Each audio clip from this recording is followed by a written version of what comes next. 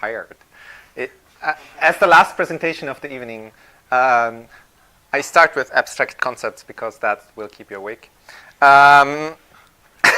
Right, today I would like to paint a contrast picture of Vienna and Osaka. I chose black and white for the presentation for that very reason, and not because I was very, very late to prepare it. So, hello, I'm from Austria, but actually I'm very far from Vienna. So, I'm from close to the Swiss border, which is like distance between here and Tokyo. And I have never lived in Vienna, and the only reason I went there was because there are kindergartens available in the summer where I can put in my child, so it learns German. And that's why I spent 5 weeks in Austria this year, and last year, and probably next year. So my kid hopefully learns to speak Austrian accent German, which is very awesome if you know how Germans like Austrian accents. Okay, today's focus. Yes, I had so many topics I thought about that I would like to present, and I'm not quite sure if I can fit it all in this presentation, or if I can give you a picture on all of those parts. But I would like to section it in information, that you know what Vienna is, in infrastructure, that you can get a kind of picture how it's different from here, in culture, how the people are different, in the community that is available, in how the government interacts with that, and I fear my slides on that are a bit thin, and I would like to show you a few examples how the web is different between Vienna and here. Okay, infrastructure, very easy slide because, it's a bit hard to explain in a few sentences. But basically, I'm a bicyclist. I love bicycling in Osaka, and it's really awesome because in Osaka there are no hills. Like, that's the best reason there is. You have to deal with bridges and with traffic, but at least there are no hills. In Vienna, you do have hills. There are like 400 meters difference between the lowest and the highest point, and there are hills in between, so it's really tricky to get around. But bicycle parking everywhere, super easy. They have bicycle highways, there are bicycle maps, there are bicycle, on the maps they have like the repair points where you can go if your bicycle breaks down, which they do, because if you go down the hill 5 times a day, your brakes are like, bye-bye brakes. And they're fairly nice, though there is one thing I realized, which is in Osaka, bicycle traffic is not regulated. It's horrible if you come here the first time and you wonder, how do I get from A to B? Because there is no signs or indications how you do that properly. In Austria, you have lines. You have bicycle lines, and they are very carefully taken care of. It's like it even shows in which direction to go, though not everywhere. And that second that information stops, the second that you are some place where you don't have signs, you're lost. Here, the lack of information trains people to deal with the traffic. Over there, the availability of good information makes people have problems when there is none. And it's not like an easy problem. It's like the cars expect you to drive on your bicycle lane, and if there is no bicycle lane, you're like, shit, they kind of will kill me if I drive around there. And they drive pretty harshly. All right, trains. The train system in Austria is not as thick as it is here. There is now, finally, a private train company, other than the public train company like JR. And they are a lot bigger. If you go to a Japanese train, it looks tiny compared to what you get in Austria. But they are frequent enough, and you can get from places to A to B with public transport. Probably not the same situation if you are, I don't know, in the US or somewhere else. So there is public transport, it works. And I have heard complaints from French people that the transportation in Japan is expensive. And when I compare it to Vienna, it's about 300 yen that you pay always, like in any direction, wherever you go, one way is 300 yen, which is more than you pay at the start here, but less than you pay if you go far distances. So it's like, I'm not sure, somehow similar, right? Cars are okay, but parking sucks. Don't try to park, use public transport or bicycle. Just Vienna is famous for having very small, very tight parking spots that can only be used during various times, and if you're a foreigner, I don't think you will ever understand that. No chance. Shops are closed on Sundays, which is very important to know, and it's very easy to forget if you lived in Japan for a while. So if you go to Austria and try to survive a weekend, try to buy on the day before. And many shops have holidays. So there is, for example, a VR cafe in Vienna, where they exhibit VR installations and have like headsets and everything, and they have closed while I was there for 2 weeks. No, 4 weeks. I was there for 5 weeks, and they had closed like from beginning to the end. Like I was like going there, holiday, awesome, going back. All right, so they have a lot of holidays, and it's possible that particularly in the summer and in the winter you will not be able to meet people because they're just not there, which is something I don't know from Osaka. I've never heard of. Like Osaka people work always. Not sure how they do it. Another thing about infrastructure that is nice to mention is that this is Osaka. This is Vienna. Sorry, yeah, this is not Osaka. Whoever lives in Osaka knows this. And actually, a slide went missing. Oh God, a slide went missing. Is it afterwards? Yeah, here. So now that I showed this, my slide order got slightly mixed. But this is center of Vienna. This is like, by bicycle it's 7 minutes from from where I stayed, and by foot it's 15 or so. Center of Vienna. It's nature. Good Lord, I didn't know that cities could do that. By the way, over there is the Microsoft headquarters, I think. Yeah. So they have a lot of nature in the infrastructure, and if you have family, particularly the children parks, I have a lot of pictures that all depict my son. They have a lot of parks, and the general infrastructure in the city is really nice for children. And that is also something that I saw that I haven't met in Osaka yet, is that they have bicycle apps to download, where you can do a QR code, put your bike, scan it on the top, and then you can ride away in the app. They also have taxi apps that are also not available in Osaka, as far as I remember. And the funny thing about those bikes is they have like 4 or 5 companies that compete in Vienna, where they have like e-bike startups. This is an e-bike. This is not an e-bike, I think, but other ones, they are like electric bikes. That makes it easier to go up and down the hill. Yeah, that's quite cool. And bicycle, by the way, that's the bicycle parking. It's like just a stick. I don't know how much simpler you can get than this. Like the Osaka parking, right? They're like, didn't go in. Yeah, I'm always pissed off about that. All right, the information slide, it was supposed to be before. So why is Vienna and Osaka interesting to compare is because they're fairly the same size. I mean, like the metropolitan area, which here it's like Kansai, which contains Kobe and Kyoto and everything, is bigger in Osaka, but the base population size is somehow comparable.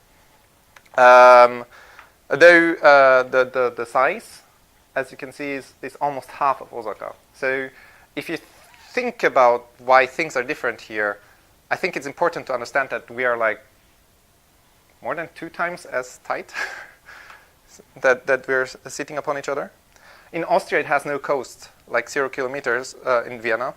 But Osaka does have about, not meter, that's like kilometers of coast. Like if you ever have the chance to take a trip to the Kansai airport with the bus, you see like, I was surprised I took usually I sleep. Usually I sit into the bus and I fall asleep. Last time I went with my son and I had to explain him the whole harbor. Like, this is this is that. So awesome. And he was like, ooh. And what I also saw is like, the harbor is huge. You see a lot of different buildings and structures that are happening in the Osakan harbor that you wouldn't think of. And that is something that doesn't exist in Vienna. On the plus side, it's a lot drier. Vienna than Osaka because there is no ocean. And it has actually better temperatures, which I come to later. Languages. You can imagine how it looks like for Osaka. But while German is the lingua franca, 73% speak English, which is quite interesting. I think we are rated, there is like English research or a web page or a research group that studies the English proficiency by country, and Austria is actually quite high in that level.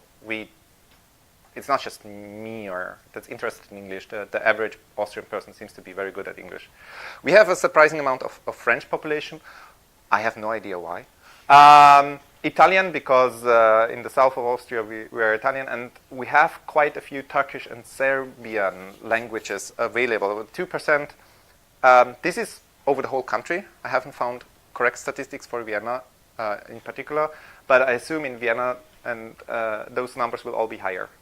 So there are more French people, more Italian people, more Turkish people, more Serbian people in the city of Vienna because, like in Osaka, the foreigners are more.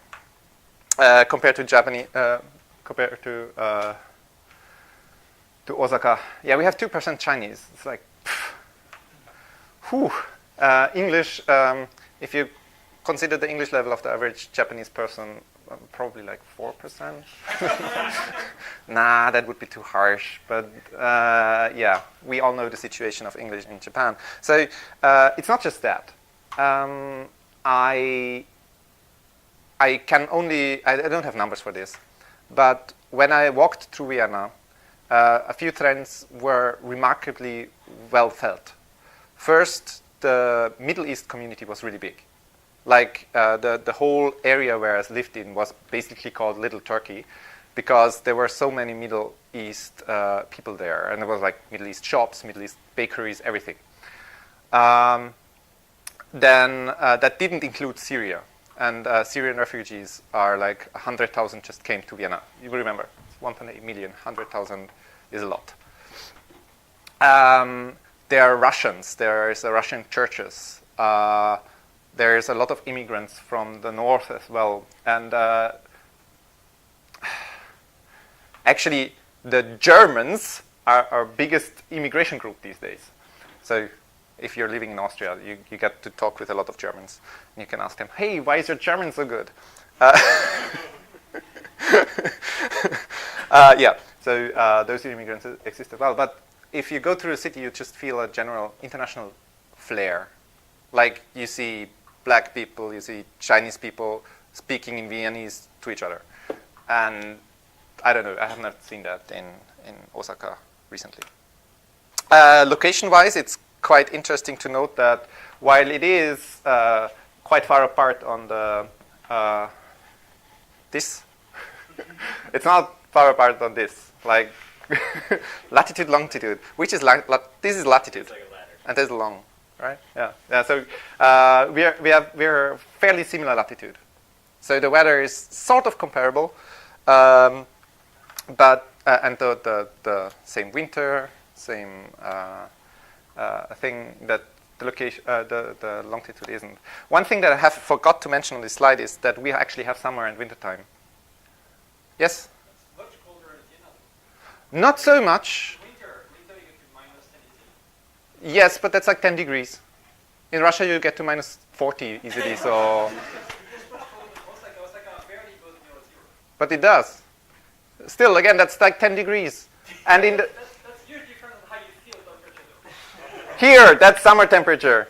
Like that's more important, I think. The summer temperature average is 28, which is funny because we had a high of 37. And it was like really high. Wait, actually, the average is 28. The high is 37. I should have the low is like 15. So I had days where I had to wear a sweater. I had days where it was like this, and I had days where this was too much. I think the winter is longer, right? Yeah.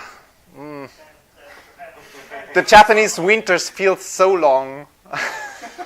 I'm always drained at the end of the Japanese winter. I didn't have that same feeling in Austria. I wouldn't know. I have to go back in the winter, I guess. But it feels like it's fairly comparable. It's not like it's in northern Germany. It's getting a lot more colder, and it's like Sweden or so. I wouldn't even try to compare. Sorry. Yeah. How is the English language stuff when you become German? I come to the language later, as part of the culture. No, it's just this is like statistics of information. To language, I come a little bit later. Okay, I try to do self-reflection about me and what I'm doing in this world, and I think stereotypes do matter. Like there are Finnish stereotypes. Recently in the Slack chat, I think Bemu shared the Diplomat's Guide to Finnish People, where the diplomats are supposed to do some things and not. And in my self-reflect journey, I found out these few things. First, it's not just me that they love discussing. Like, if you talk about something, they will discuss it to the end. And it's culture, I assume. They're not very patient. Like, if you try to explain to them something, please explain it directly and immediately, else they're like gone and not listening to you anymore very quickly. Japanese people will like listen to the end and then ask questions. They like to get recognition, so they're not so important about money, but they do want to get the laurels for their work. But not all laurels are okay. Like if they get honored by the wrong people, they will not accept that, and they will just go away and be pissed about that. They enjoy their holidays, which means they do a lot of activities like hiking, kite surfing, mountainside motocrossing, too much for me to count. Very, very interesting. And they're more resistant to discomfort. And that is something very interesting if you have a shop. Like if you go to a Japanese shop, you're expecting them to hand out your stuff immediately and be like done with it. And in Austria, if they go and have a talk with each other and they're like, how long do I have to wait until? Like, I've become used to the Japanese way of doing things, and when I'm in Austria, I wonder like, how do they? So they're obviously more resistant than I am by now, and yeah, I wrote down rules are the key to happiness. In Japan, I feel like when I interact with people, it's very important for them to be calm and to be harmony and whatnot. And in Austria, this can only happen if there are rules. Like if you talk about the rules with each other and you're clear about the rules, we're straight, we're good. If you break the rules, better be away very quickly. So these sort of stereotypes are the ones I could have broken down, and that's an old stereotype. These sort of people you will see in Munich, but I'm not sure who painted that. So Austrians do like beer, but we prefer wine. And actually something that I brought that I will show you later. Okay, language. No language is okay. What does that mean? Most of the things work without you talking. Most of the things work without you reading. You go to a bus and it's mostly self-explanatory. If you don't understand, and if you go there and you don't understand, people are usually helpful enough to help you out. So it's not like in Japan where you have like 5,000 signs that explain everything. It's more like there are no signs, and you're just supposed to know it works like this because it's like it should be working how humans work.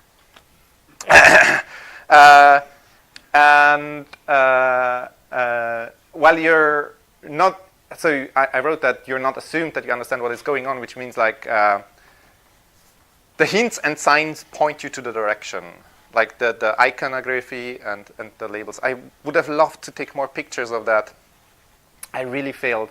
But going through the streets, you'll see where you have to go. The symbols are all there. The symbols are clear. The bicycle signs are clear, as I mentioned before. So everything works without language.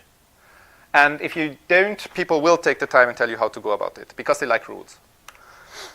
About the translation, something that I mentioned, recognized that is very, in our community here, is very popular topic to talk about. Nothing is translated. Everything is Japanese only.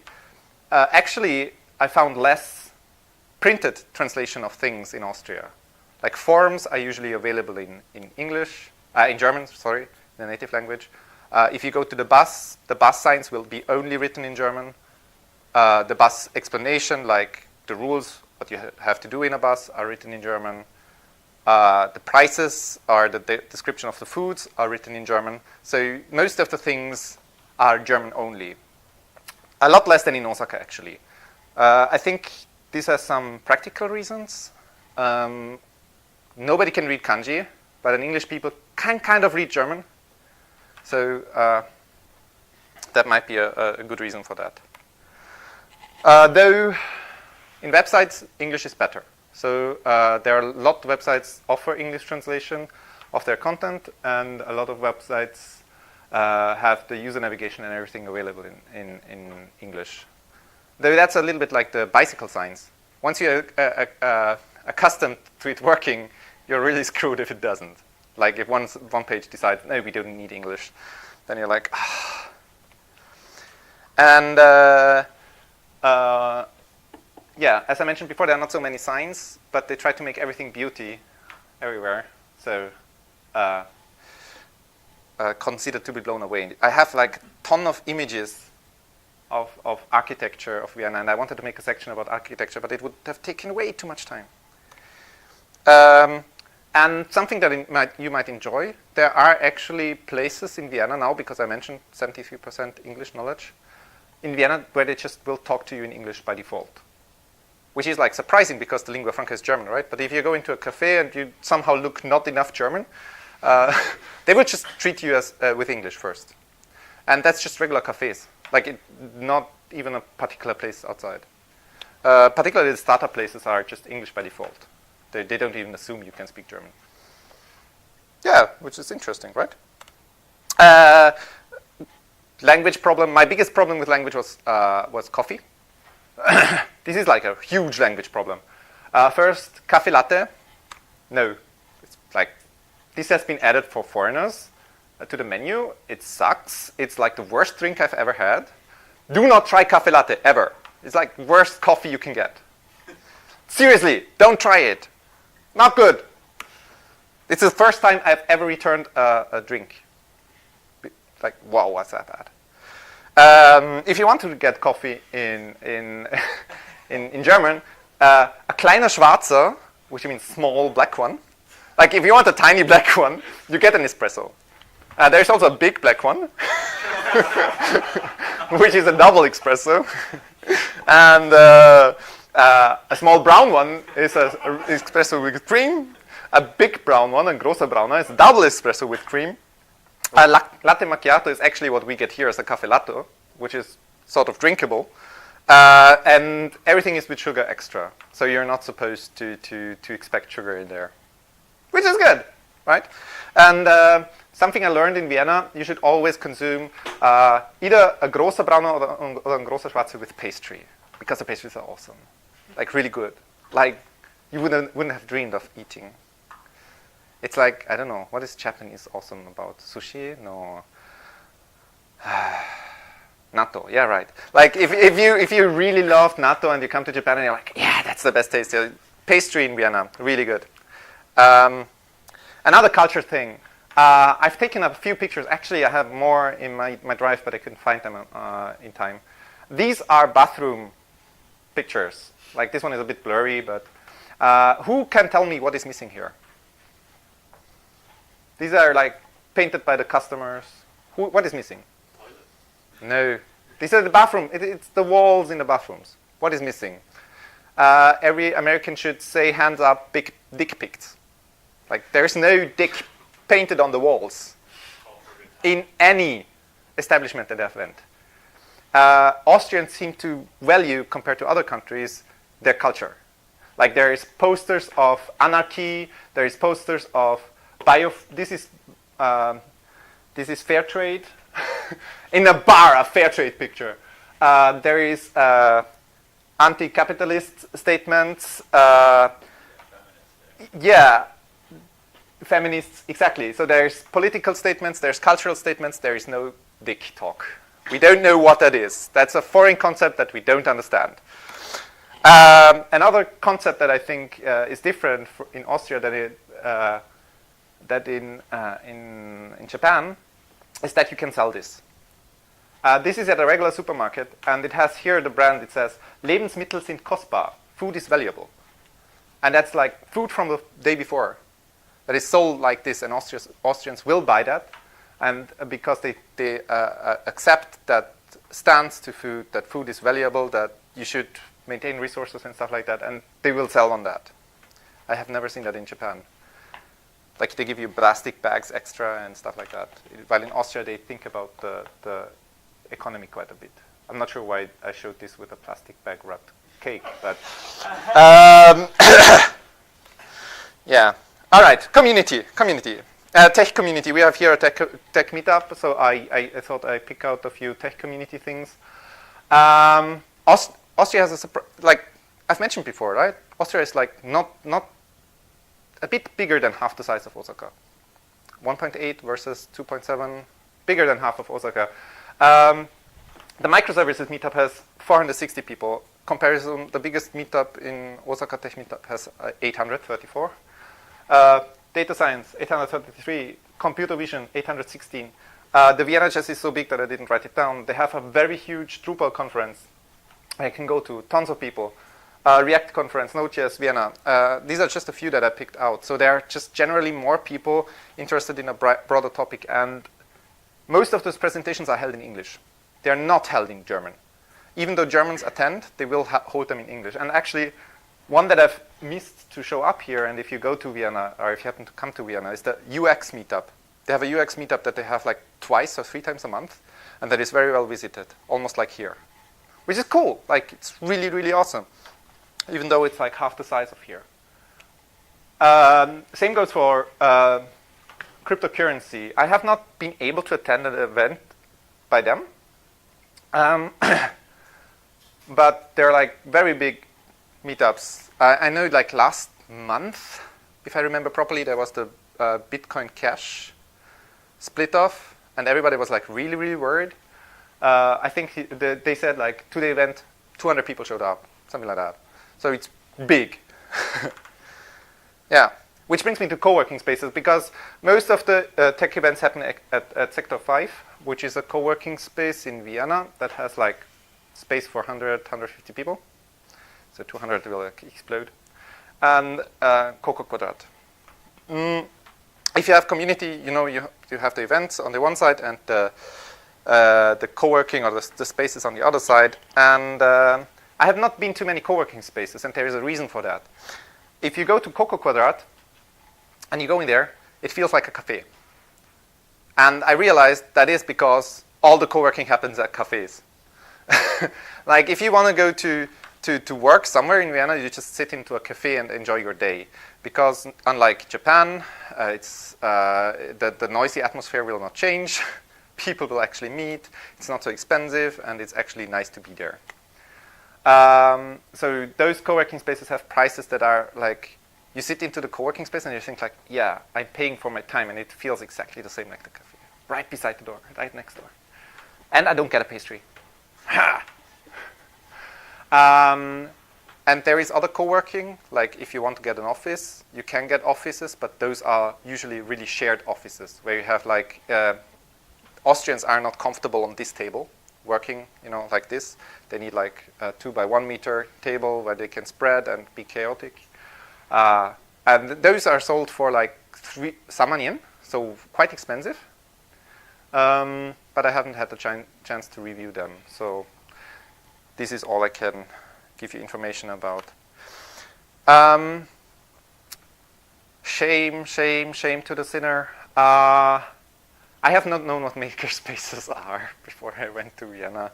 At the UX meetup, I happened to be at the Meta Lab, which is one of the makerspaces in Vienna, one of the 3 that I know of. I think there might be some more, but those are the 3 big ones. And there are makerspaces in Japan as well. There are 3 makerspaces in Osaka, which I think to this day, how many people knew about makerspaces in Osaka? How many people went there?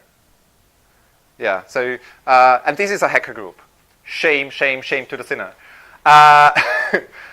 Yeah, actually, so there are makerspaces in Vienna, and they are quite awesome. And I will have a few slides about them because of that.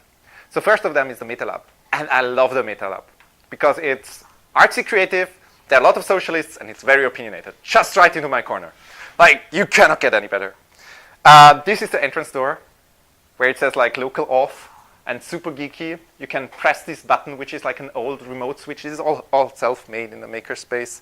They have this hacker surprise Jido Hanbaiki, which is completely Austrian Jido Hanbaiki because it almost doesn't work. The coins don't fit in properly, and I would really have a Japanese company do that.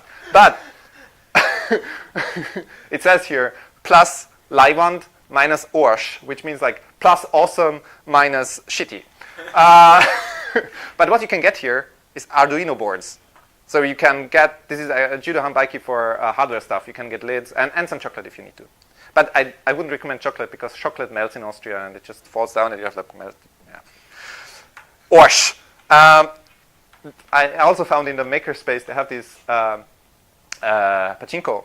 They have an old Japanese pachinko that they imported from Japan. I have no idea where it's there, but it's really old, like really, really old. They made their own change machine because you get drinks with coins, but they don't have, most people have just paper money. So they made this change-o-matic, which I only have a very bad picture of, where they actually change the money. All community projects. And they have this. And you might laugh, but wait, let me go back. Where's the, you have a touch bar. Who in the world has a touch bar? I just removed Google. Come on, the big poop data.com. What are you looking in my browser? I need your browser because your adapter doesn't work for mine. So, big poop data. Hello. That's a website, actually. So, if you sit on that toilet, yes, it's that poopy. Can I click somewhere? Or they actually track how often the doors are open and closed, and how many liters of water have been flushed, and how many paper rolls have been used since 2016, November. Their monthly averages, and this is just a big data project. 5,000 visits on this toilet, which means, and if I can go back to this picture, so here, Japanese toilet seats are awesome. They hold 5,000 seats, no problem. This is a Toto seat that they imported because they were easy to get the switches on. And there's another nice project that you don't see, but this is actually a game. Like, this is a hardware game where you can put buttons and stuff like that. I love the maker's atmosphere with the emergency button on top. Yeah, it's awesome.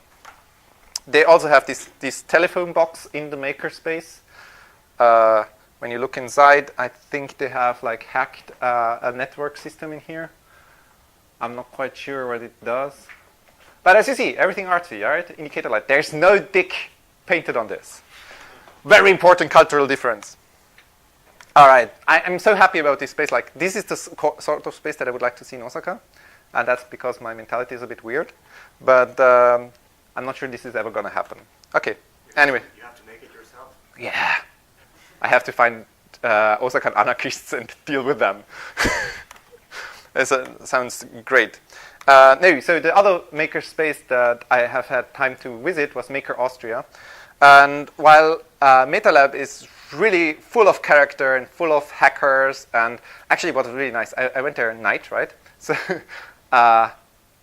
those guys, most of which gender I couldn't identify, were like 17, 18, and they were like very uncontrolled, moving around like real like geeks that only live at day night. And they have this rule that you get kicked out if you stay too long, because some of them tended to overstay for weeks. Yeah, social life, a different thing. So Maker Austria is 100% straight as a contrast, and it's remarkable in a few things that I felt when I visited the maker spaces today in Osaka. One of it's huge, like it's 600 square meters. I'm not sure, like, if you want to organize, this is organized, both maker spaces and MetaLab are organized by MPOs.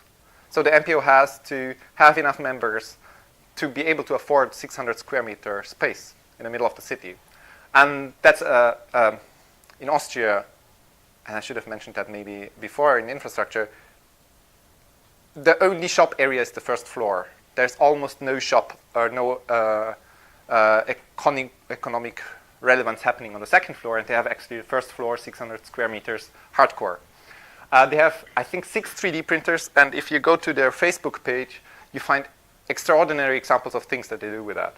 They have a very huge laser cutter. They have high-precision CNC, of which many are self-made. They have a ceramics lab, a huge woodworking space, a fabric workspace where they have like sewing machines and stuff like that. And they have artist residence, which is really cool. And this shows me that they have been into this whole scene a lot earlier than what I've seen here. Maybe my information lacks. I'm still searching for similar places in Japan, but I haven't been able to find it. And this is like the first thing that you find in Austria. This is a picture of someone that I found in that space. This is a picture I was able to take. The other pictures, please go to Instagram or Facebook. This is a violin, I think, or a small guitar, ukulele maybe, that was built in the space while I was there. So that's what they do, stuff like that. Very cool. We had the tech community, the maker community, now the startup community. And there are two honorable mentions, I would say. Austrian startups. Anybody who was in Austria means this sign is government. If you see this sign somewhere, it means like the government organizes it or pays for it at least. And other than the startup community here in Osaka, this is actually helpful. Like there are events from the Austrian startups held every month. There are like 100 people coming. There are new startups showing up. Who knows Product Hunt? Main developer is from Austria.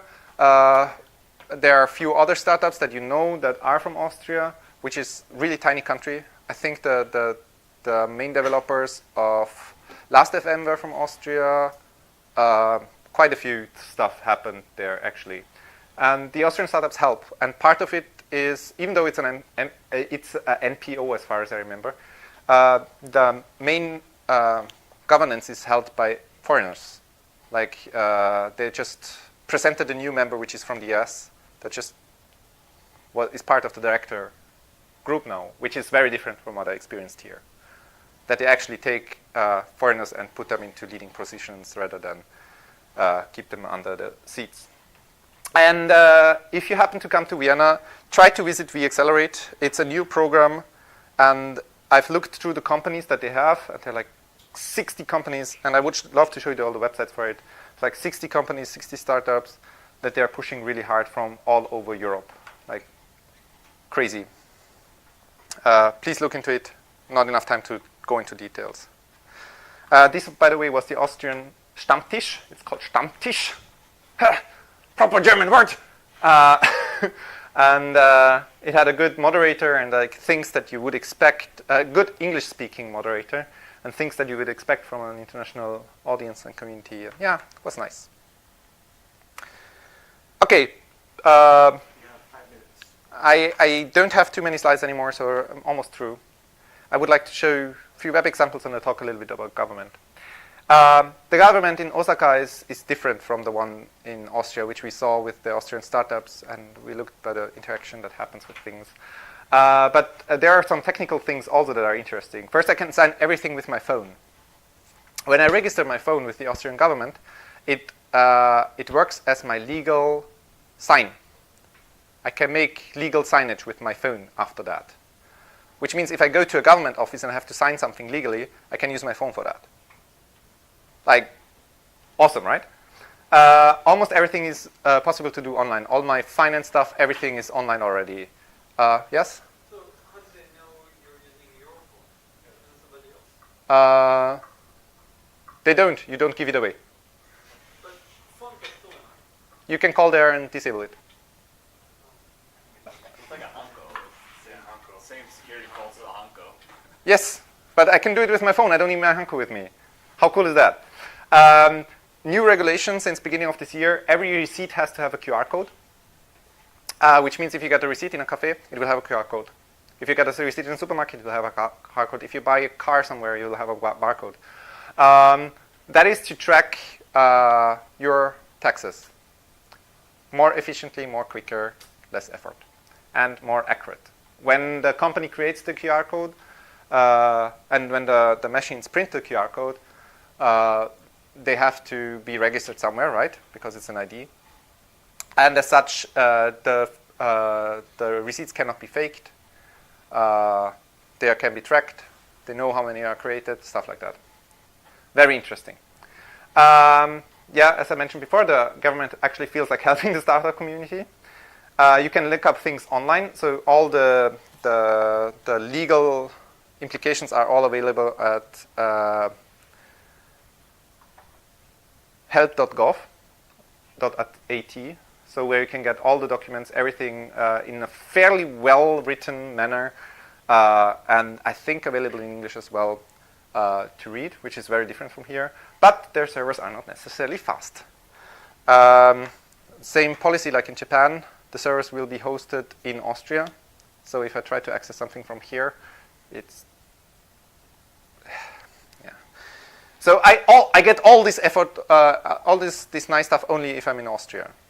Because my phone, I have a phone number, Austrian phone number. It doesn't work in Japan because the phone provider hasn't worked out roaming in Japan. So I registered my phone. I couldn't sign anything from here. Awesome. And when we're at that topic, web and internet and stuff like that, I would like to show you two examples of how it is a little bit different. And one thing is ÖBRT. And let's leave the presentation for that. And I'm finished after that. So this is like my last slide or thing to talk about. And actually, I can show this on my mobile, on my computer. I can show you a lot better because I have to log in. But this is the Austrian train ticket page. This is how you get tickets in Austria. And I find it a very interesting example of European interaction design. And it has been, it has been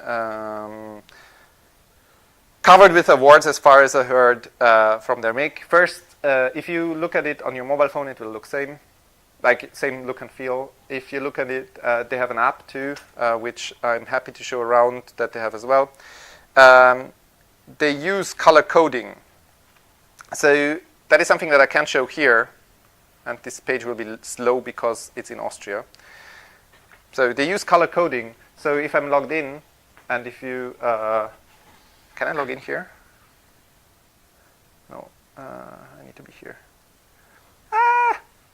Is that a new feature of Chrome, that it opens the same tab in the same window? This page is bang, slow. It's barrierify, which means accessibility mode available. It's accessibility tested. First, very big difference. Let's go to English. And please, please, please, page. This is, I know, I'm in a presentation. I preloaded it on my computer. I'm so sorry. When I'm logged in. Yeah, it's not what you have to reload it. No, it will come. Last time I tried it, it took about that long. I think they use a service worker, and the service worker downloads everything. So here we go, step by step. First, this is a clock that actually shows the time. Somehow.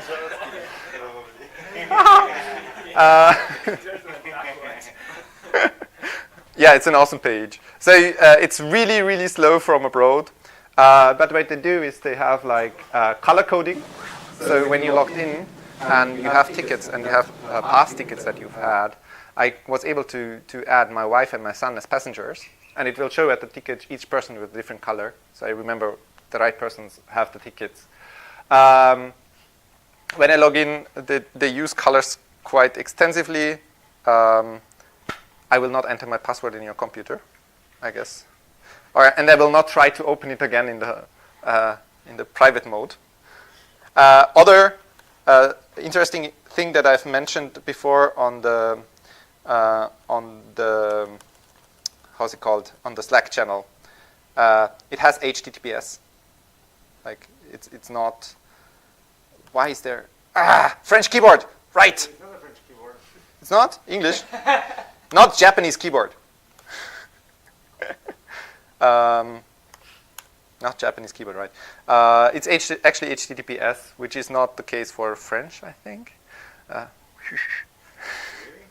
As far as I remember, yeah. Searching for tickets is not HTTPS, but Yeah. once you're trying to buy, it becomes HTTPS. Yeah. So yeah, there's some vulnerability there. It will remember the places where I went before.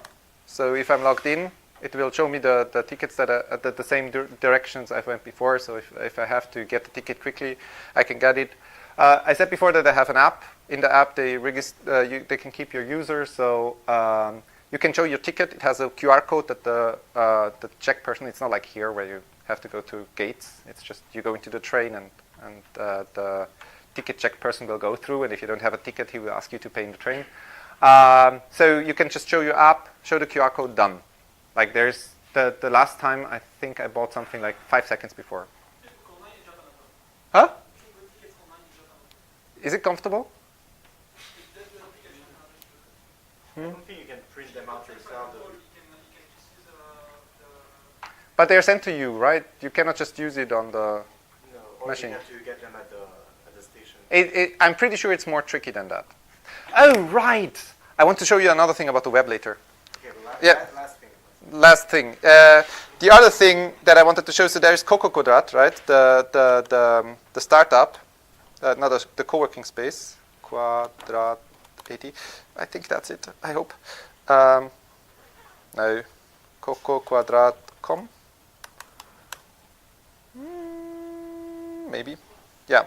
So there's Coco Quadrat, the co-working space. It looks very fancy.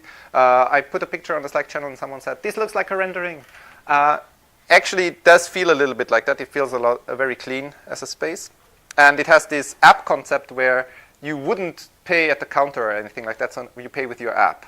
You pay, you check in with your app. So when you go there, you go with your app, you sign in, you say, I'm there. You get 10 hours of free use of the space with fruits and everything. And it looks really fancy. The first problem that you encounter, which is something that's very Austria specific, and I mentioned before that you use your phone for signing your documents, right? So there's the app, and it will ask you for your telephone number to sign in. So you sign in with your telephone number and email address, and when you do that, you will get an SMS that contains your login password, like it's one-factor auth with mobile phone, and then you can log in, which means I cannot show you this because my telephone number doesn't work in Japan. So I cannot actually log in right now. Yeah, bit of a pain in the ass. Exactly.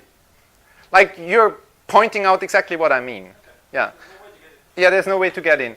Funny thing here too, the whole website is very cool and everything, and if you go there, everything is in English, but here it talks in German. And another nice mention here, nobody in Austria would enter the telephone number with +43. They would enter it with 0, and that's not a legal telephone number. And you have to actually, like, entering this number was quite tricky for the person I went to there with. All right, last speciality about Vienna, and this is cool one for the web people. If you go to Maps Google.com and try to get a ticket or a train ride in Vienna, it will not work. Like I could show you on the maps and I could say from Meidling, let's use Meidling directions to Donauinsel. Yeah, please, public transport. Donauinsel, yeah, here, Vienna. So public transport. It will give me this weird route, which excludes all the quick trains that are available, like all of them. And the Donauinsel is actually here, so this one is wrong. Actually, it's here. The most comfortable station is here, not here. So don't use Google Maps for directions in Vienna. Vienna has their own map system, which is awesomely horrible.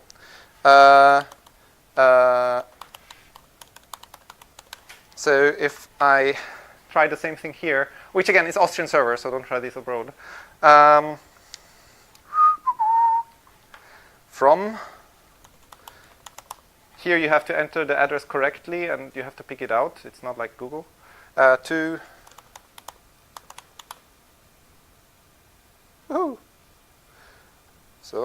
so. And I search for, it might be that, no, it should be, the timing is okay. So if I search right now, I might find something actually.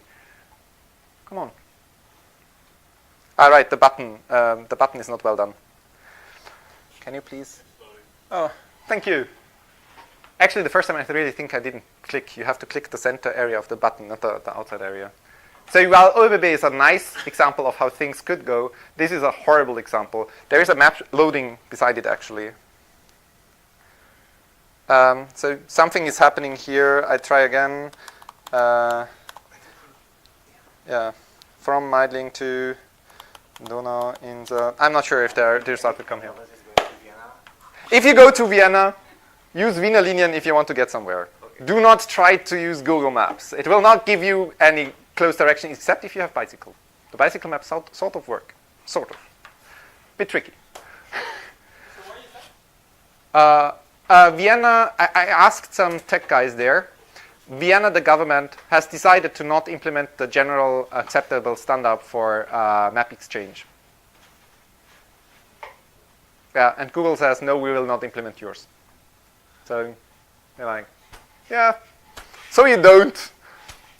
There again, the Austrian culture. If you don't honor us, if you don't give laurels to us in the way we want to expect laurels, we will not do anything for you. So, yeah, Austrian culture. Maybe this site will load at some point. I'm not sure. But it has like a nice Austrian map here. Like it's really nice. It just looks very ugly. Okay. I'm actually finished with my slides. So this is my last slide, my very last. Conclusion, Vienna versus Osaka is beautiful slow versus functional fast, is my feeling. Vienna is interesting. Go visit. Some things are better and we should learn from them. But honestly speaking, because I didn't know makerspaces and stuff like that, I feel like I just didn't invest enough time to understand Osaka. And I bought some food and drinks from Austria here, which includes, which is in the back. And if you want to talk with me about it, about Austria, my experience there, how you get there, want to make friends, talk to me in the back while I'm serving stuff. So, thank you.